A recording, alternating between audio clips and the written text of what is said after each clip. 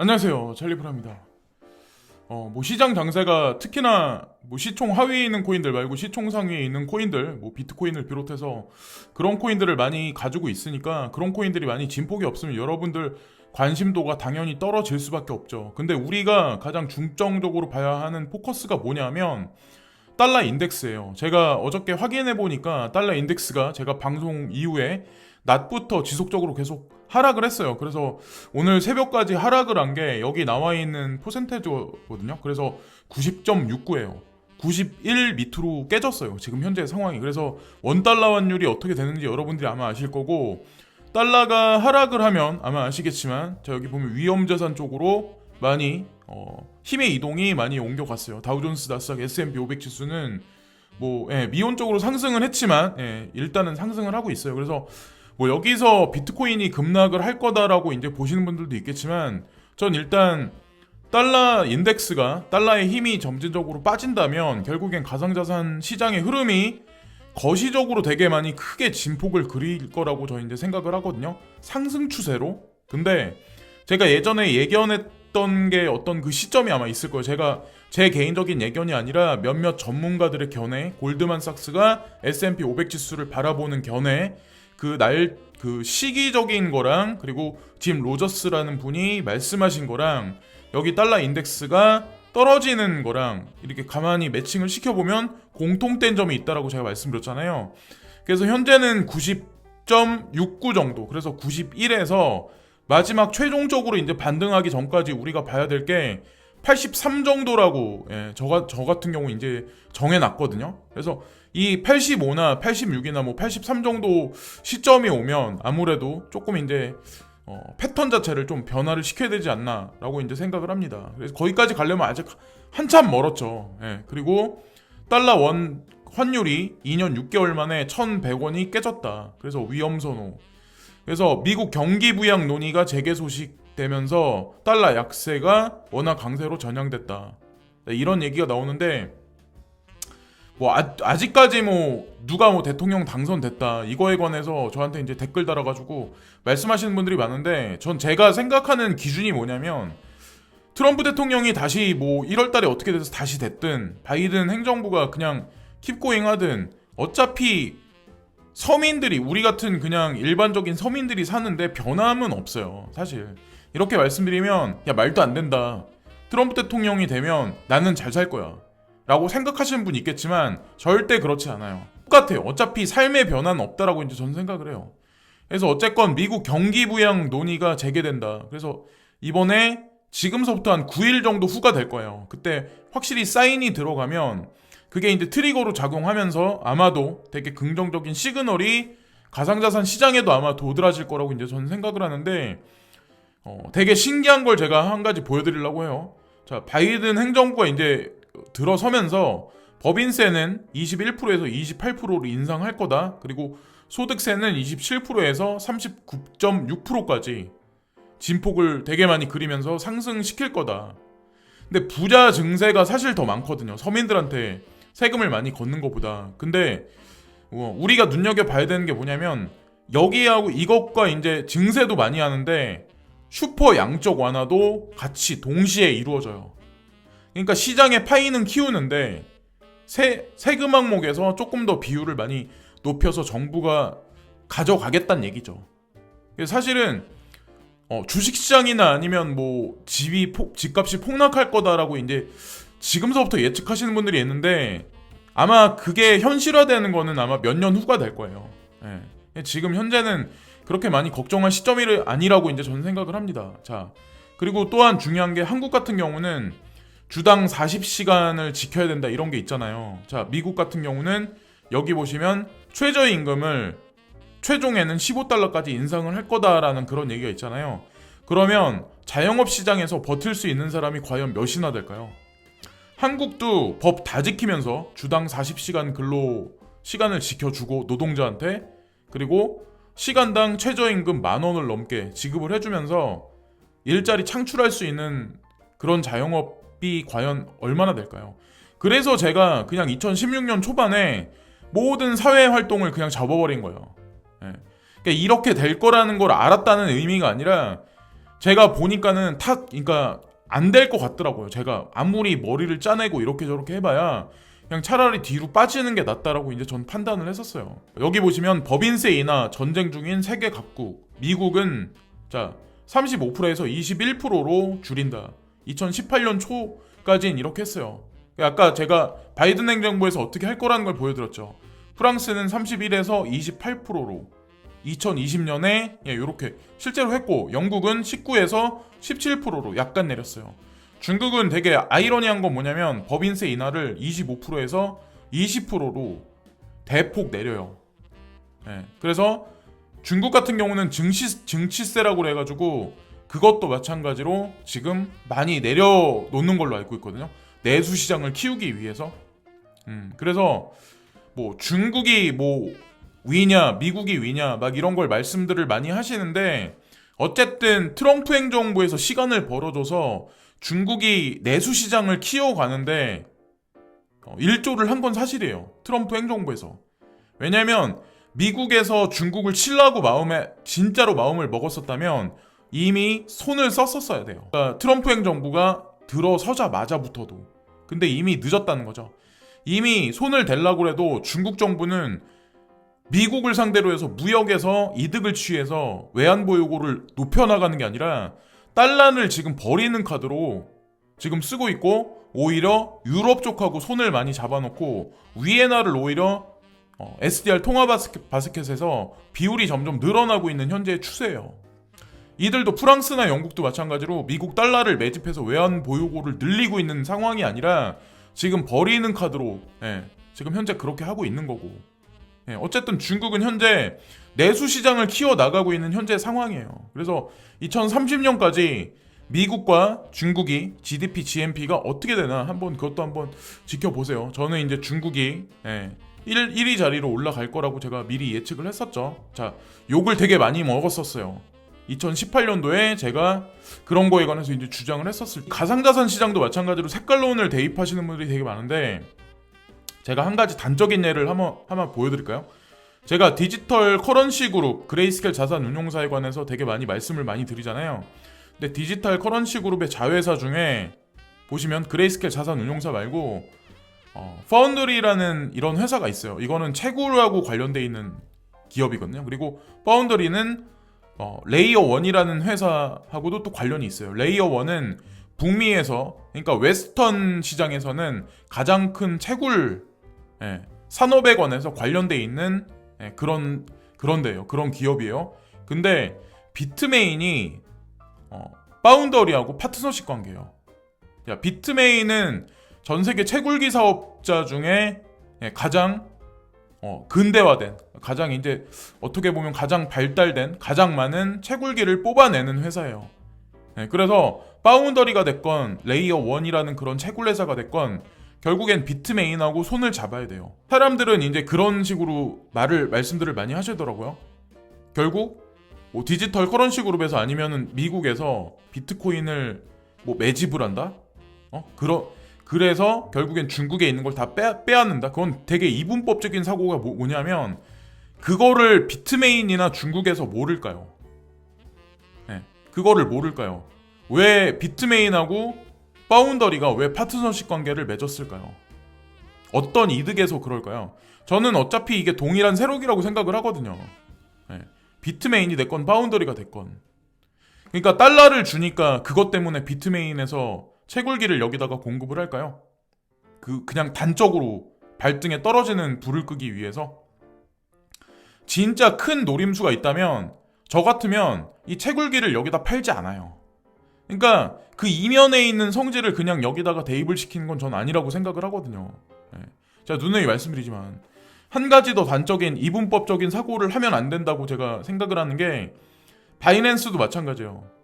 바이낸스가 어떻게 미국 시장에 진출해서 여기서 어떻게 움직일까요? 지금 바이낸스에서 바이낸스 US 쪽으로 미국인들을 다 몰아가고 있어요. 법적으로 일정 기간까지 우리 거래소에서 바이낸스에서 거래 못한다. 미국 정부에서 그런 식으로 얘기를 했었죠. 근데 바이낸스 US가 이미 설립됐던 거는 벌써 작년이었다는 거죠.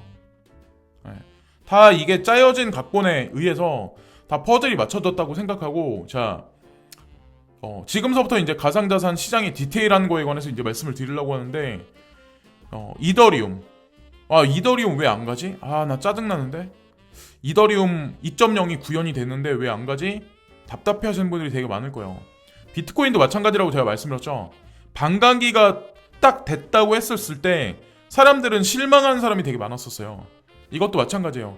12월 1일 날부터 2.0이 구현된 건 사실이에요. 근데 이게 확립해서 자리 잡아 나가기까지는 기간이 분명히 걸릴 거예요. 네. 근데 다행히도 차트 이슈 중에 대부분의 사람들이 지금 얘기하는 거는 여기서 이제 좀 약간 우상향을 하다가 옆으로 밀 가능성이 있다. 한 며칠 정도, 며칠 정도, 뭐 하루나 이틀 정도, 며칠 정도 이제 옆으로 밀다가 27% 정도 상승할 가능성이 있다. 그래서 지금 현재 가격대 612달러, 뭐 640달러대에서 800달러 못 미치는 한 780달러 때까지 올라갈 가능성이 있다. 그러니까 80만 원이 넘는다는 의미예요. 예. 지금 현재 주저하지만 60 뭐 몇만 원에서 주저하지만, 그래서 이것도 한번 기다려 보세요. 예. 긍정적인 얘기가 나올 거라고 저는 생각하고, 또 하나 라이트코인에 관한 얘기도 이제 한 가지 말씀을 드리면, 이것도 마찬가지로 삼각수렴을 마치면서 결국엔 돌파를 할 거다. 그래서 100달러는 못 미치겠지만 100달러 언저리까지 올라갈 거다. 다시 한번 이런 얘기를 지금 하거든요. 그래서 라이트코인이나 이더리움이 이렇게 상승해준다는 의미는 사실상 알트코인, 시총상에 있는 코인들이 전반적으로 다시 한번 우상향해 줄 가능성이 높다라고 사람들이 차트리스를 이거는 한 명이나 두 명 보고 말씀드리는 게 아니라 이더리움 같은 경우는 몇 명분이 이제 말씀하시기 때문에 제가 그러니까 추려서 말씀을 드린 거예요. 자, 그리고 더 블록에 코인베이스, 그리고 제네시스, bitgo가 여기 보시면 월스트리트에 있는 제일 큰 은행들이 크립토 커스터디에 관해서, 그래서 이거에 관해서 이제 견해를 나눈다, 뭐 대화를 한다, 뭐 이런 얘기가 나오는데, 자 보세요. 코인베이스도 디지털 커런시 그룹하고 관련돼 있어요. 거기 자회사요. 어떻게 보면. 그리고 제네시스도 마찬가지예요. 자, 그리고 bitgo도 마찬가지예요. bitgo는 페이팔에서 가상자산에 관해서 이제 거래를 이제 허락한다 하면서 본인의 플랫폼에서 거래가 되긴 하지만, bitgo를 뭐 인수합병하겠다 이런 거에 관해서 이제 얘기를 했었잖아요. 사실은 디지털 커런시 그룹 산하에 있는 거예요. bitgo도 마찬가지로. 투자가 이미 진행됐었어요. 디지털 커런시 그룹에서.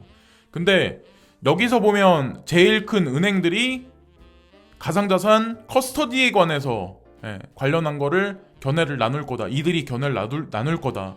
이 뒤엔 가장 중심에 있는 건 과연 누굴까요? 그것도 마찬가지로 DCG 그룹이에요. 그래서 제가 항상 말씀을 많이 드렸죠. 크립토 커스터디, 그러니까 가상자산 커스터디, 코인베이스 커스터디에 있는 코인들을 눈여겨봐야 된다. 사람들은 알트코인 사라진다 말을 하지만, 자 보세요. 커스터디라는 얘기가 나오잖아요. 결국엔 JP모건, 골드만삭스, 그리고 그 외에 웰스파고나 그 외 은행들이 분명히 어느 시점에 얘기를 할 거고, 여기 나와 있는 거는 비트코인 11월 달까지 마이닝 된 거랑 이제 매입한 거랑, 그레이스케일 자산운용사 매입한 거랑 딱 직관적으로 볼 수 있게 나온 건데, 11월 달까지 그 마이닝 된 거는 27,881개, 그리고 매수한 거는 2배 정도 되는 거죠. 55,015개 정도. 그래서 어쨌건 지속적으로 매입을 했었다 이런 게 나오기 때문에 말씀드리고, 비트코인 같은 경우도 조씨라고도 얘기하는 게 좀 비슷하거든요. 근데 이 사람은 조씨라고는 아닌데, 조씨라고도 거의 비슷한 견해를 얘기하기 때문에 이제 저도 말씀드리려고 해요. 그러니까 달러 인덱스가 빠지는 거랑 눈여겨봐야 되는데 어떻게 될지 몰라요. 이 사람들이 말하는 게 100% 될지 안 될지 모르겠지만, 일단은 긍정적으로 가지 않을까라고 얘기하시는 분들이 되게 많거든요. 비트코인의 상승, 그리고 전반적인 시총상에 있는 알트코인들의 상승. 근데 알트코인이 시세 진폭이 조금 더 클 확률이 높다라고 말씀하시는 분들이 되게 많아요. 그러니까 비트코인도 마찬가지로 나쁘지 않은 게 12월 첫째 주, 그러니까 초반에 들어서 좀 급작스럽게 갑자기 하락을 했잖아요. 급작스럽게 갑자기 하락을 했어요. 16,880달러인가? 제가 알기로 기억하기로 거기까지 떨어졌다 이제 올라온 걸로 알고 있는데 어쨌든 이 패턴이 트라이앵글 패턴이 완성되면 어센딩 트라이앵글 패턴이에요. 그래서 어느 시점이 가면 다시 한번 이제 분기를 하면서 2만 달러를 넘을 수 있는 어떤 그런 상황이 향후에 도래하지 않을까라고 이제 저는 생각을 합니다. 가장 좋은 알트코인 투자하는 사람들한테 가장 좋은 시나리오는 2만 달러 정확히 2만 달러 약간 위에서 횡보를 해주면서 이더리움이 먼저 치고 나가고 XRP나 뭐 이런 그런 친구들이 먼저 치고 나가는 시나리오가 가장 좋죠. 근데 그리고 12월 3일날 11시 오전 11시에 그 가상자산에 관해서 뭐 투자자 포럼에 관해서 그레이스케일 자산운용사가 이제 개최를 하는데 여기 보시면 참가자가 누구냐면 리플사에서도 참가를 해요. 그리고 마스터카드에서도 참가를 해요. 자, 비자카드는 서클사하고 파트너십 관계를 맺었다. 그래서 그 CBDC가 아니라 USDC를 유통시킬 거다. 이런 얘기가 나왔었잖아요. 근데 마스터카드는 DCG 그룹의 초기 투자자예요. 마찬가지로. 그래서 어쨌건 참가를 했잖아요. 그래서 이런 거를 잘 보시라는 거죠. 뭐 아메리 트레이드하고 그레이스케일 자산운용사에서도 뭐 마이클 수넨샤인인가 뭐 이분하고 이제 명목분들이 같이 나오는데 어쨌든 리플사도 이제 참가를 했었다. 이걸 보시고 이번에 이제 그레이스케일 자산운용사 이더리움 트러스트죠. OTCQX 이 코드로 이제 진행되는 게 ETHE로 이제 변환이 되고 날짜는 12월 17일 날. 그래서 이 신탁 상품이 이더리움 신탁 상품이 액면 분할이 진행돼요. 액면 분할이 진행되는데 9대 1로. 그래서 이게 9등분 돼서 더 많이 이게 개수가 늘어난 거거든요. 근데 삼성전자가 액면 분할했을 때 그때 그 당시에는 별로 썩 안 좋았지만 시간이 흐른 후에는 더 많은 개인 투자자들이 많이 매집을 했었잖아요.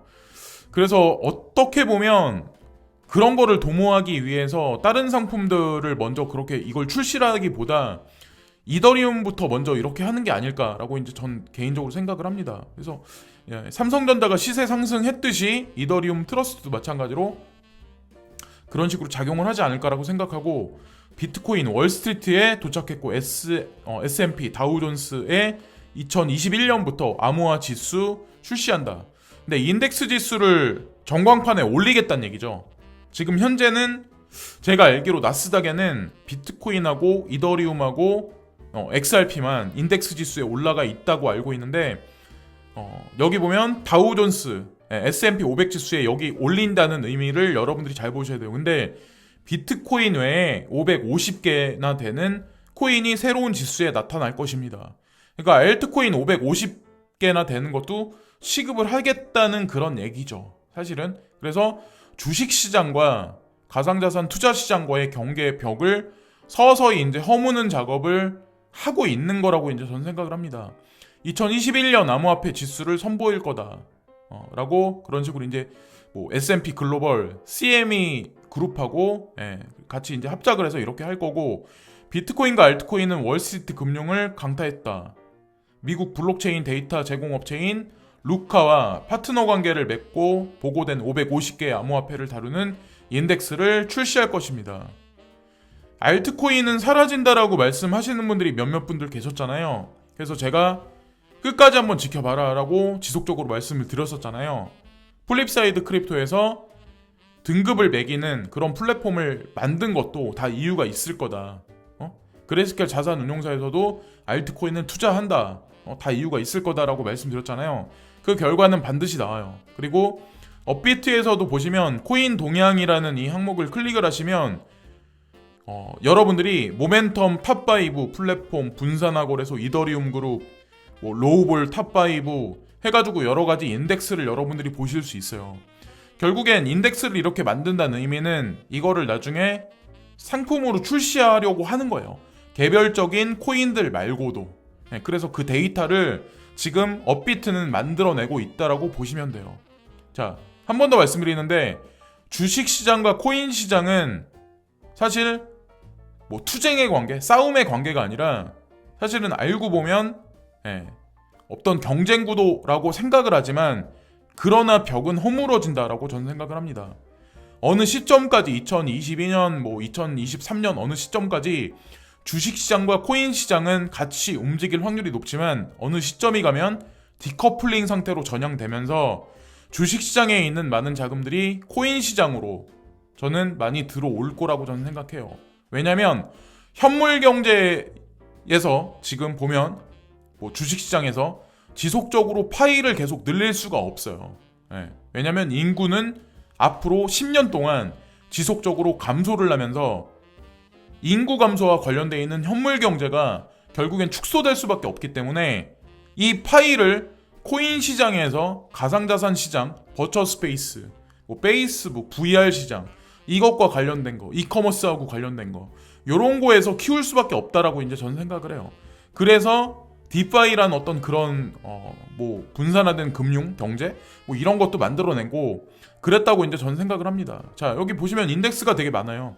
컨텐츠 생산 중개, UB, MI30, 보면 인증 서비스, 비트코인 그룹, 광고 산업하고 관련된 거, 자, 데이터 저장 서비스, 스토지 이런 거죠. 그리고 간편 결제 플랫폼, 게임 시장, 연산력, 임대 서비스, SNS, 컨텐츠, 소셜 네트워킹. 이게 그냥 장난으로 이런 걸 구분해 놓는 건 아니라는 거죠. 이 인덱스를 그냥 만들어 놓은 건 아니라는 거죠. 그래서 이 빅데이터를 가지고 간접 투자 상품을 아마 만들어 낼 거예요. 은행하고 연계해서. 그건 이제 추후에 이제 지켜보시고, 그레이스켈 자산 운용사가 홀딩하고 있는 비트코인 개수와 가격대를 지수로 이제 나타낸 건데, 바이빗 사이트에 보시면 이게 나와 있거든요. 근데 여기 보시면 비트코인 가격이 올라감에 홀딩하는 물량도 지속적으로 매집도 동시에 이루어져요. 비례해서. 자, 근데 두 번째 이더리움 같은 경우도 지속적으로 가격도 올라가고 매집도 지속적으로 해요. 자, 다음에 이더리움 클래식 같은 경우 변화가 많이 없어요. 그러니까 11월 6일 날부터 11월 6일 날부터 지금까지 이때까지 이제 지속적으로 조금씩 늘려놨었거든요. 이더리움 클래식 같은 경우는 11월 4일보다 6일 날 조금 더 이제 늘려놓고 그 이후에 변동을 안 줬는데 아직까지 이더리움 클래식 가격은 많이 못 미치고 있다. 근데 그레이스켈 자산 운용사에서 이더리움 가격을 패대기 쳐서 그런 건 아니고 어느 시점이 가면 올려놓기 시작을 할 거예요. 그런 식으로 보시면 되고, 비트코인 캐시도 마찬가지로 11월 6일 날부터 조금 더 매집을 지속적으로 했네요. 그래서 가장 최근에 많이 매집을 했던 건 11월 26일 날 또 많이 양을 늘려놨는데 가격은 오히려 떨어졌죠. 요 근래까지 계속 떨어졌죠.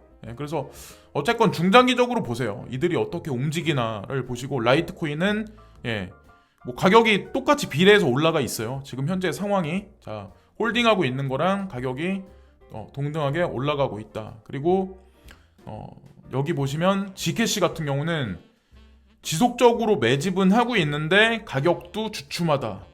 이것도 이제 그런 식으로 보시면 돼요. 현재 가격이 못 미치게. 근데 어쨌건 물량을 파는 건 아니에요. 자, 보시면 XRP도 마찬가지로 지속적으로 매집은 계속 하고 있어요. 그레이스켈 자산운용사에서 매집은 하고 있는데 가격이 지금 못 쫓아가고 있다. 현재 상황을 이제 말씀드리는 거예요. 자, 그러면 어느 순간이 되면 가격이 물량 매집한 거랑 거의 동일시하게 커플링으로 밸런스가 맞춰질 거라고 저는 생각합니다. 자, 스텔라 루멘 같은 경우는 지속적으로 매집을 되게 많이 했었어요. 자, 여기 보시면 매집을 많이 했음에도 불구하고 가격대는 저 밑에 있다. 아직까지 스텔라 루멘은 저평가돼 있다. 이런 식으로 보시면 되고, 마지막으로 호라이젠도 마찬가지로 지속적으로 물량을 많이 늘려놨는데 가격도 지속적으로 많이 올라갔다. 그래서 이거는 커플링으로 지속적으로 이제 올라갔네요. 그래서 이거에 관해서 이제 궁금하신 분들은 매일매일 체크를 해보시려면 바이빗닷컴에 보면, 제가 이거 궁금하신 분들은 나중에 물어보시면 제가 링크를 걸어드릴게요.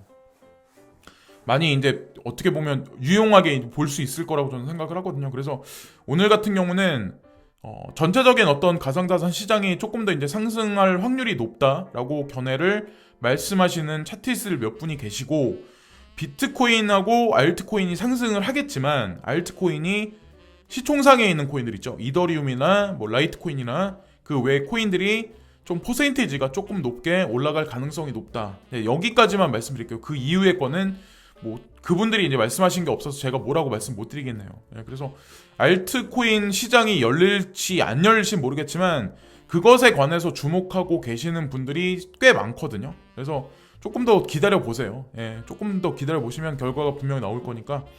지금까지 찰리브랑이었고요. 오늘도 지금까지 시청해주신 모든 분들께 진심으로 감사드리고요.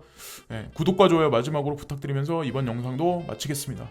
예, 오늘도 진심으로 감사합니다.